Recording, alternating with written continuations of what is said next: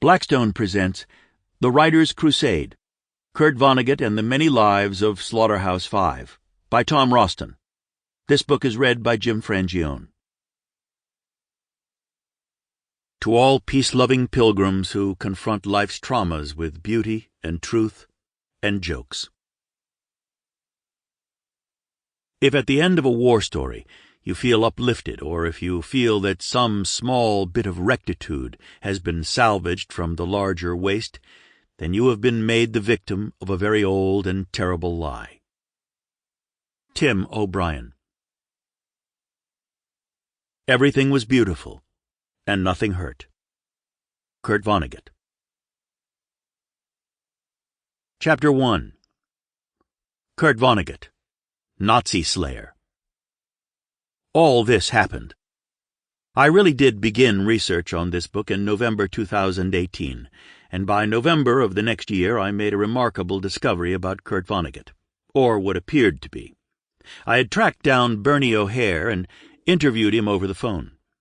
He was talking on his Bluetooth headset while driving to Oneonta in upstate New York, and I was sitting on my living room couch in Brooklyn using a cordless phone attached to a digital recording device. I wanted to talk to Bernie about his father, Bernard V. O'Hare, because I had come to think that his dad may have had an even greater significance to 1969's Slaughterhouse-Five than its author, Vonnegut, had led us to believe.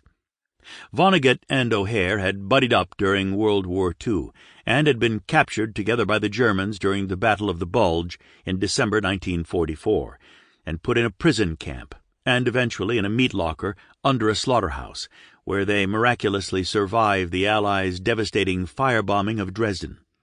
It was a turning point in Vonnegut's life, one that he documented in his famous novel, which took him 23 years to complete. Most of this you probably already know because you've read his book. Vonnegut writes about this experience with O'Hare in the first chapter of Slaughterhouse-Five, as if it's non-fiction.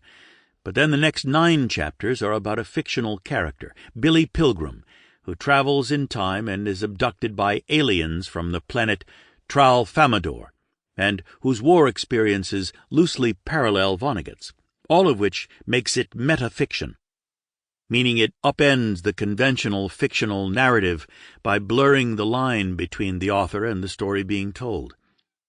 Vonnegut didn't even set that initial chapter apart by calling it a preface or an author's note. He just dropped himself into that first chapter and then sporadically throughout. I'd like to do that. I wanted to know more.